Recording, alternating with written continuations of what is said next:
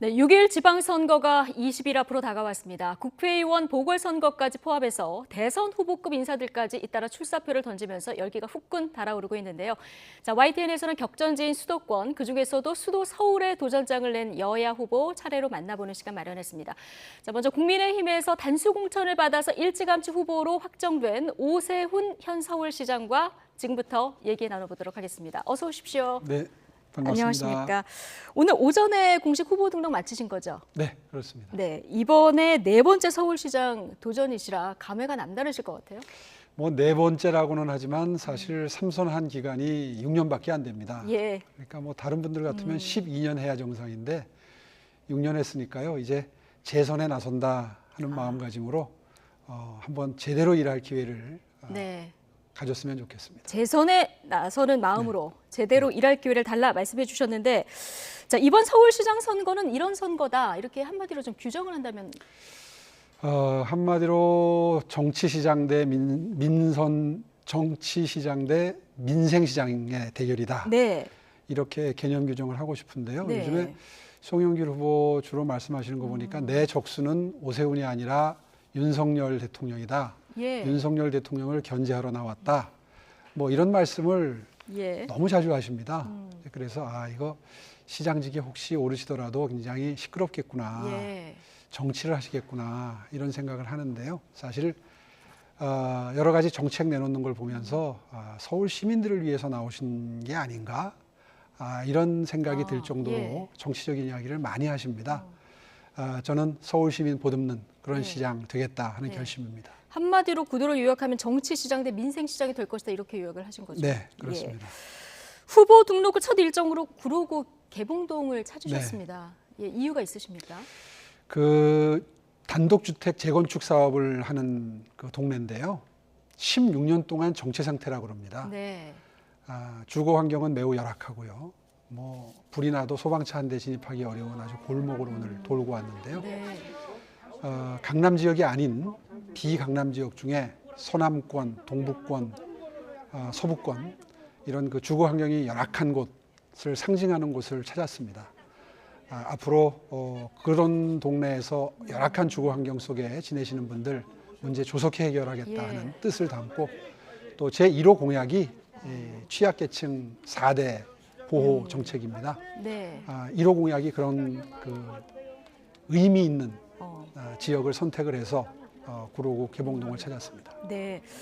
자, 공약의 핵심 부분이 이제 취약계층을 보듬는 이런 부분에 중점이 될 것이라는 말씀해 주셨는데, 한 언론 인터뷰에서 지난 10년간 서울시가 많이 망가졌다 이렇게 진단을 하셨고요. 오늘 출마 선언하시면서도 비슷한 얘기를 하셨거든요. 네. 특히 어떤 부분에서 그렇다고 보시는 겁니까? 이제 이 도시경쟁력 순위라는 거를 측정을 하는데요. 공신력 있는 국제기관들이 하는데 제가 임기 마지막 해, 그러니까 2010년도에 10위권까지 끌어올렸던 게 와보니까 17위까지 떨어져 있더라고요. 예. 또 금융도시 순위도 뭐 형편없이 추락해 있었습니다. 예.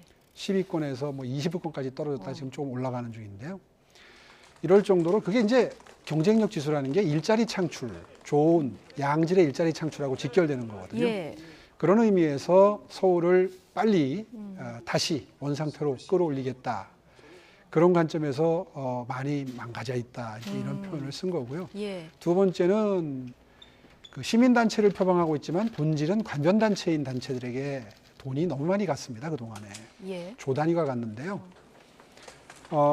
사실 그분들은 시민단체다 이렇게 자부를 하시지만 서울시에서 나가는 위탁수수료나 보조금 없이 한 달도 버티기 어려운 그런 단체들을 시민단체라고 하지는 않죠. 예. 어떻게 보면 서울시 산하단체라고 볼 수 있는데 본질적으로는 구청 직원이나 산하단체가 할 수 있는 일을 별도의 단체들을 또 만들어서 시민단체를 지원한다 이런 모양으로 그것도 수천억씩 이렇게 조 단위의 돈이 갔다는 건 이건 분명히 세금이 잘못 쓰인 거죠. 더군다나 시민들은 그 돈의 씀씀이를 체감하지 못하셨습니다. 그동안 10년 동안. 잘못 쓰인 거죠. 뭐 다 잘못 쓰였다기보다는 잘못 쓰인 부분이 많은 거죠. 네. 그래서 그런 점도 예산 운용이나 집행에서 많이 잘못돼 있다 하는 점을 지적을 했던 거고요. 예. 그걸 바로잡기 위해서 참 많은 애를 썼는데 시의회에서 많은 저항이 있었습니다.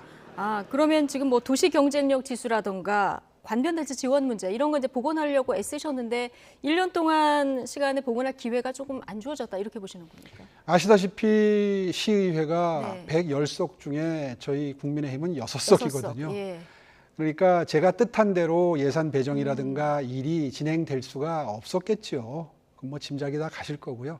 그래서 1년 동안 참 마음고생 많이 했는데 예. 이제 한번 제대로 뛰어보고 싶습니다. 제대로 뛰어보고 싶다. 그러면 서울시장에서 승리하는 것뿐만 아니라 시의회 선거라든가 구청장 선거라든가 이게 뭐 두루두루 얽혀있다 이렇게 봐야 될까요? 그거 일하는데 아주 결정적이죠. 예. 특히나 시의회가 과반수가 안 되면 더군다나 지금처럼 의석 분포가 된다 그러면 거의 식물시장이고요. 네. 과반수가 안 되면 뭐 잘 아시다시피 네. 지금 국회사정도 다 알고 계시지 않습니까? 예.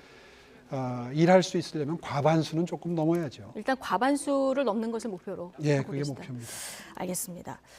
지난 4.7 보궐선거도 그렇고 대선 때 서울 그 표심을 좀 분석을 해봐도 부동산 민심이 가장 주요했었거든요. 이번에도 아마 부동산 이슈가 굉장히 중요할 것 같은데 오세훈표 부동산 그 공약의 핵심은 뭐라고 봐야 될까요? 신속하지만 신중하게 신속하지만 신규 신중하게. 주택을 많이 공급하겠다. 이런 말입니다. 예. 자, 신규 주택을 많이 공급하겠다 하시면서 재건축 재개발 규제를 풀겠다 이런 말씀을 많이 네. 하셨는데 자, 그런데 규제를 풀면 또 부동산 시장이 올라가서 신속과 신중 이 두 마리 토끼 잡는 게 굉장히 어려운 문제 아니겠습니까? 그렇습니다. 어떤 보관이 있을까요? 이게 이제 상반되는 가치이기 때문에 그러니까요. 경험 있고 관록 있는 시장이 필요한 건데요. 네. 실제로 지난 10년 동안 많이 공급해야 될 신규 주택 공급을 하게 되면 부동산 가격이 오를까봐 못했다. 이제 이게 재건축 재개발을 억제했던 명분이었거든요. 그렇죠. 어떻게 보면 핑계라고 볼 수도 있고요. 예. 그러다가 이 주택 시장이 이 사달이 난 거 아닙니까? 예. 구독이 무서워서 장 못 담그면 안 되겠죠. 예. 그러니까 과감하게 재개발 재건축은 지금처럼 속도를 내서 진도를 나가야 됩니다. 예. 다만 이제 투기 세력들이 들어오게 되면 막아야 되니까 네. 토지거래 허가 제도라든가 조합원 지위 양도 제한 시점을 땡긴다든가 네. 이런 그 중앙정부 호흡을 맞춰가면서 정교하게 시적절하게 예. 신중한 정책들을 병행해가면서 속도 조절을 해야 되겠죠. 예. 그게 일하는 노하우겠죠. 예. 그러면 재건축 재개발은 신속하게 풀되 거기서 부동산 집값이 뛰지 않도록 여러 가지 뭐 절차적 보완을 하시겠다 이런 말씀이신 거죠? 네, 그렇게 보시면 되겠습니다. 네. 그리고 대통령제 인수위원회가 내놓은 구도심 개발 특별법 제정에 환영의 뜻을 나타내셨고요. 지난달 21일에 녹지 생태 도심 구축 방안도 내놓으셨는데 이거는 어떤 그림을 그리면 되는 겁니까? 쉽게 얘기하면 이런 겁니다. 지금 도심이 굉장히 낙후되어 있는데요. 예. 이 종로부터 퇴계로까지 1가부터 6가까지를 보면은 정말 뭐 처참할 정도로 낙후되어 있습니다. 양철 지붕들이 막 질비하고요. 예. 뭐 그 50년 이상 된 주택 비율이 한 50% 이상 되고요. 그런데도 이 재개발의 속도가 나지 않는 것은 그걸 잘게 나눠 가지고 보존 중심의 정책을 지난 5년, 10년 동안 펴왔기 때문입니다. 그렇죠. 문화적 가치로 보존해야 된다. 뭐 이런 네. 일각의 또 그런 의견도 철학이 있으니까요. 있었거든요. 예. 그래서 여기를 빨리 좀 그 쓸모 있는 공간으로 일자리가 창출되는 최첨단 산업이 꼽히는 공간으로 바꿔야 될 텐데 그러려면 이제 건물을 다시 짓고 새로 만들어야 되지 않겠습니까? 그 개발을 함에 있어서 기왕이면 예. 허물고 새로 짓는 거 용적률 인센티브를 확실하게 줘서 높이 제한을 풀고 예. 용적률 인센티브를 확실하게 주면 건물이 위로 올라가겠죠. 예. 그래서 이익이 많이 생기겠죠. 네. 그 이익을 서울시가 받아내서 녹지 공간을 만들겠다는 겁니다. 그래서 빌딩숲과 함께 나무숲도 같이 만들어서 시민들께서는 쾌적하게 네. 보행 환경을 즐기실 수가 있고 옥상 녹화까지 하게 되면 이제 공중에서 촬영을 하게 되면 도로 빼고는 전부 예. 푸른 공간으로 녹색 공간으로 보일 수 있는 그런 그 빌딩숲과 나무숲이 공존하는 예. 그런 공간을 만들기 위해서 확실하게 인센티브를 준다. 아. 그리고 인센티브를 받아낸다. 이렇게 생각하시면 그 공공기여를 받아낸다 이렇게 생각하시면 예. 이제 오해가 없으실 겁니다. 보통 알겠습니다. 높이 제한을 푼다 그러면 그 사람들 이익을 너무 많이 가져가는 거 아니야? 예. 이제 이런 생각을 하시기 때문에 제가 그 설명을 이익을 드립니다. 환수해서 녹지로 이제 확보를 하겠다. 그렇습니다. 이런 저희 말씀이신 도심 녹지 거고요. 비율이요. 예. 형편없이 부족합니다. 선진국 런던이나 뉴욕 같은 도시는 한 15%에서 25%가 되는데 우리는 3.7%예요. 예. 그래서 도심의 녹지 비율을 넓히는 정책을 채택을 해서 이제 도심뿐만 아니라 뭐 용산 개발에도 예. 적용하고 서울 시내 전체의 녹지 면적을 넓히겠다. 네. 이런 정책을 시작한 겁니다. 알겠습니다. 그리고 또 하나 과거 서울시장 시절에도 이제 추진하셨던 건데 한강 르네상스 계획 이거 재시동을 거셨거든요. 최근에 과거 비판도 좀 받기도 하셨는데 자, 어떤 그림을 그려보면 될까요? 과거에 말도 많았지만 예. 코로나 2년 거치면서 아마 한강변을 엄청나게 사랑하시게 되셨을 겁니다. 예. 코로나 이전에도 자전거 타시는 분, 산책하시는 분, 건강관리하기 위해서 많이 이용하셨는데요. 네. 아마 코로나 2년 동안 여기가 없었으면 어땠을까 할 정도로 정말 뭐 지금은 발 디딜 틈이 없죠. 그거를 이제 서울 시내 전역으로 확대해서 한강에는 약 330km에 이르는 아주 그 실핏줄 같은 실개천, 소하천들이 존재합니다. 여기를 전부 어떤 뭐 테라스 카페나 들어가서 맘 놓고 건강 관리도 하실 수 있고 여가 시간도 즐길 수 있는 외국에 여행 가면 왜 보셨던 수변 공간 네. 카페처럼 그렇게 만들어서 시민들의 공간으로 만들어 드리겠다는 네. 겁니다. 그게 이제 한강 르네상스 시즌 2, 지천 르네상스, 네. 수변 감성도시 프로젝트 뭐 이런 예. 것들이 다 그 한 묶음입니다. 그렇군요. 이것도 뭐 도시 경쟁력을 높이는 이런 차원이다 이렇게 보면 될 것도 같은데 예.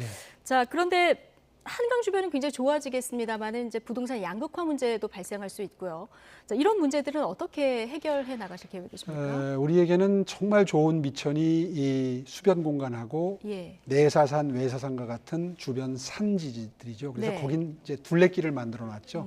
그래서 이제는 옛날하고 달라서 역세권만 있는 게 아니라 수세권, 숲세권, 또 공원 근처에 집이 네. 있으면 그 굉장히 그 주거의 가치가 올라가잖아요. 네.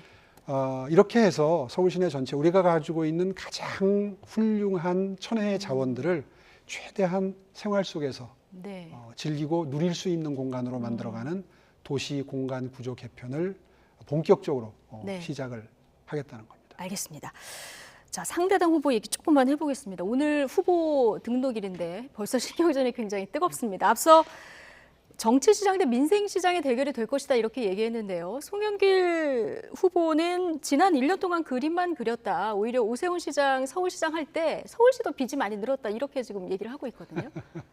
그 빚이 많이 늘었다는 거는 곧 사실이 아니 밝혀졌고요. 네. 박원순 시장께서 초기에 오세훈 시장 진 빚을 내가 갖고 있다 막 이런 주장을 많이 하셨어요.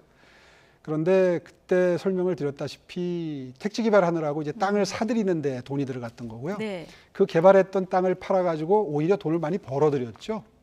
예, 그래서 이제 빚을 많이 갚을 수 있었습니다. 이제 그걸 뒤늦게 송영길 후보께서 요즘에 네. 제가 저도 인천시에 빚이 많이 늘은 걸 알고 있거든요. 예. 이제 그걸 지적했더니 아마 이제 그 반대 논리로 그런 말씀을 하시는 것 네. 같은데 인천시는 정말 빚이 많이 늘었습니다. 9조에서 13조까지 늘었는데 근데 또 그건 숨은 빚이 드러난 거다 이렇게 말씀하시던데요. 글쎄 뭐 나중에 다 예. 토론 때 밝혀질 텐데요. 네.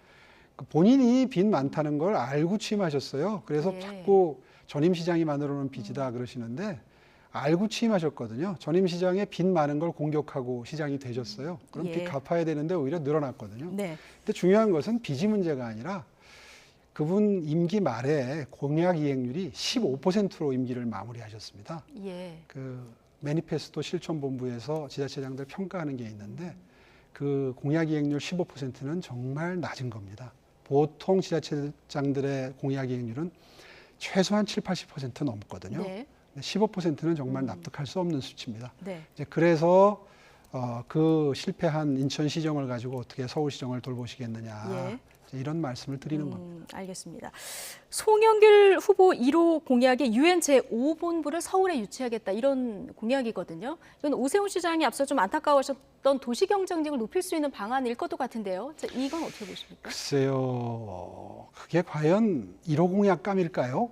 제가 아까 말씀 자세하게 물어보지 않으셔서 예. 말씀을 드릴 기회를 놓쳤는데 제 1호 공약은 취약계층. 취약계층 4대 정책, 예. 다시 말해서 안심소득 시범사업을 통해서 네. 생계비 지원하는 걸 시작을 하고요. 이제 네. 이게 시범사업이 끝나고 나면 정부의 건의를 해서 복지 틀을 바꿀 겁니다. 예. 그래서 생계비를 확실하게 지원하게 되면 며칠 전에 창신동 모자 사건과 같은, 그러니까 쓰러져가는 집 한 채 있다고 해서 기초수급자에서 탈락하는 이런 사각지대들이 있거든요. 네. 이거 다 해결될 수 있는 시스템이거든요. 안심소득 시스템이. 예. 근본적으로 어려운 분들 도와줄 수 있는 시스템을 도입했습니다. 네.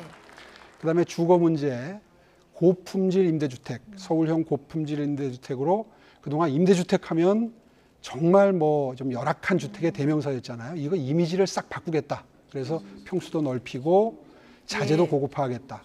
세 번째, 서울런이라고 해서 저소득층자들 그 사교육을 통해서 소위 말하는 강남의 일타 강사 강의를 온라인으로 들을 수 있게 해서 지금 성과가 많이 예. 나고 있거든요. 네 번째, 공공의료 서비스를 획기적으로 개선한다는 네. 걸 얼마 전에 발표를 했습니다. 제 1호 공약은 이런 것들인데요. 네. UN 5본부라고 다소 과장된 표현, 그건 뭐 지역 사무소를 말하는데 예. 유치하면 좋겠죠. 서울 경제에 도움도 그러니까요. 되고요. 예. 그런데 그걸 과연 1호 공약으로 내놓으실 만한 공약인가에 예. 대해서는 저는 선뜻 동의가 되지 않습니다. 예. 물론 그 의미는 있습니다. 그러나 더군다나 그 공약은요, 중앙 정부가 하는 일입니다. 유엔에서 3분의 2 이상의 3분의 2 이상의 동의를 받아야 되는데요. 그거 외교부가 총력 지원하지 않으면 안 되는 일이거든요. 예. 이걸 서울시장 후보로서 1호 공약을 내놓는 걸 보고 제가 좀 다소 이해가 안 갔습니다. 예. 송영길 시장이 할 수 있으면 오세훈 시장은 더 잘하겠죠. 아, 정부와 호흡 맞추기가 아무래도 훨씬 더 효율적일 테니까요. 그래서 오세훈 시장이 하면 이 공약 받아서 더 잘할 수 있다 이렇게 받아들여도 될까요? 그렇죠. 네. 저는 굳이 알겠습니다. 반대하지는 않습니다. 그 네. 공약은. 그러나 알겠습니다. 서울시장의 1호 공약으로 하기에는 다소 미흡하지 않느냐. 예. 서울에는 정말 어렵고 힘든 분들이 많은데 예. UN 제5본부 공약을 처음 내놓는 걸 보면서 다소 의외였습니다. 의외였다. 알겠습니다. 지금 여론조사 흐름을 보면 저희 송영길 후보를 좀 두 자릿수 차로 앞서고 있는데 절대로 쉽게 이길 선거판은 아니다 이렇게 진단을 하셨어요. 네. 어떤 이유에서 그렇습니까? 사실 선거가 그렇게 녹록하게 흘러가지는 않을 뿐더러 예. 과학적으로 분석해봐도 아마 박빙의 승부가 될 겁니다. 왜냐하면 그 대선은 투표율 자체가 예. 한 80% 가까이 되는데요. 지방선거는 한 60% 가까이 되거든요. 그러니까 20%가 차이가 나요. 예. 그런데 대선에서 진 쪽은 아무래도 상대적 박탈감이나 상실감 때문에 결집을 할 거고, 아무래도 이긴 쪽은 긴장이 좀 풀어질 텐데, 이제 그렇게 되면 한 10% 남짓 이기는 게 5%, 3% 안쪽으로 들어오겠죠. 예.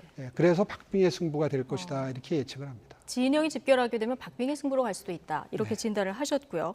지금 서울시장으로서 대통령 집무실 용산 이전이라든가 청와대 개방 문제 이거 관심 있게 지켜보셨을 것 같습니다. 이게 뭐 서울시 업무하고도 연관이 된 부분이기도 한데 과정에서 조금 논란도 있었거든요. 어떻게 지켜보셨습니까?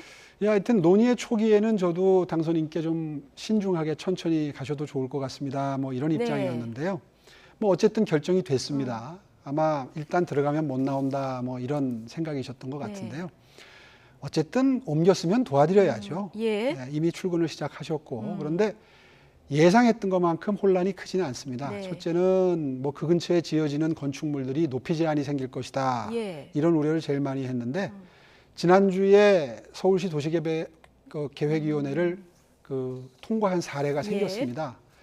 집무실에서 한 700m 떨어진 곳에 주상복합 건물 38층짜리 두 동이 통과가 됐거든요. 네. 그리고 이번 주도 나가고 다음 주도 계속해서 이제 그 도시계획위원회 통과하는 그 근처에 건축물들이 생겨날 겁니다. 예. 이제 그 부분에 대한 우려는 불식이 된 셈이고요. 이제 그게 어느 정도 해결되니까 또 교통이 막힐 거다. 예. 필요 그럼 이상의 아마 보고를 받고 계실 것 같은데요. 필요 이상의 우려를 많이 하더라고요. 송영길 네. 후보께서 특히 뭐 교통 대란이 일어난다 이렇게 네. 과장된 말씀을 하셨는데 어제 오늘 출근하는 거 보니까 약간 지장이 있는데 그 늦어지는 거는 거기서는 출근을 지금 한 달 정도 하시죠. 예. 서초동에서는. 그리고 이제 조만간 한남동에 새로 마련되는 공간에 입주를 하게 되는데 거기는 또 출근 거리가 반으로 줄어듭니다. 예. 그래서 아마 한 3분 내지 5분 내에 출근이 될 것 같거든요. 별로 그렇게 그 근처의 교통 사정이 그 출근 때문에 영향을 받을 만한 지형은 아닙니다. 예. 여러 가지로 그 출근로를 여러 가지로 시뮬레이션을 해보니까 한 예. 조합이 4-5개로 나오는데요. 지금 현재로서는 그렇게 걱정하지 않으셔도 된다고 판단하고 있습니다. 알겠습니다. 자, 이번에 당선되면은 이제 네 번째 서울시장 타이틀을 갖게 되는 건데요. 벌써부터 이제 대답하기 곤란하시겠지만 이후 행보는 어떻게 되냐 이 질문 많이 받으실 것 같아요. 자꾸 대선 말씀을 하시는데 네. 사실은 굉장히 제 입장에서는 사치스러운 생각입니다. 네. 지금 아까 모두에 말씀드렸지만 서울의 도시 경쟁력이 많이 떨어져 있습니다. 네. 따라서 지속 가능한 양질의 일자리를 창출할 수 있는 환경이 못 되고요. 예. 그거 사실 지속 가능한 양질의 일자리라는 말 자체를 들어본 적이 오래됐다는 느낌 혹시 안 드시는지 모르겠어요. 그동안에 문재인 정부 5년 동안 일자리 하면 세금으로 만드는 공공 일자리를 뜻하는 걸로 변질이 돼버릴 정도로 예. 양질의 일자리 얘기가 사라졌는데 이제 드디어 서울에서 그런 일자리를 만들어내야 되겠고요. 네. 더군다나 오늘 1호 공약으로 그렇게 말씀을 드린 것처럼 서울에는 약 89만 가구의 복지 사각지대에 놓여 있는 시민들이 있습니다. 네. 그분들 어떻게 챙기느냐 정말 중요합니다. 예. 이거 반드시 해내겠습니다. 네. 알겠습니다. 오늘 기자실 찾아서 반드시 살아서 돌아오겠다 이렇게 말씀하셨다고 하던데 마지막으로 아주 짧게 서울 유권자들에게 뭐 하시고 싶은 말씀 있으시면 마지막으로 좀 해주시죠. 예, 서울이 위기라고 생각합니다. 정말 최선을 다해서 이 위기에 빠진 서울시를 반드시 건져내야 하는데요. 지난 1년 동안 서울 비전 2030이라고 해서 서울을 저소득층을 잘 보듬고 배려해서 함께 어우러져서 잘 사는 상생도시, 그 다음에 글로벌 탑5 도시를 만들어서 일자리를 많이 창출하는 도시, 그리고 건강하게 장수하실 수 있는 도시, 그리고 공간도 아주 매력적으로 멋지게 바뀌어서 시민 여러분들이 여가를 즐기실 수 있는 도시, 그런 도시를 만든다는 기본 계획을 세웠고요. 70가지의 프로젝트가 이제 시작이 됐습니다. 기왕 시작한 이런 여러 가지 정책들이 알토란같이 진행될 수 있도록 힘을 모아주십시오. 반드시 해내겠습니다. 알겠습니다. 여기까지 듣겠습니다. 지금까지 국민의힘 서울시장 후보로 나선 오세훈 서울시장과 얘기 나눠봤습니다. 오늘 고맙습니다. 고맙습니다.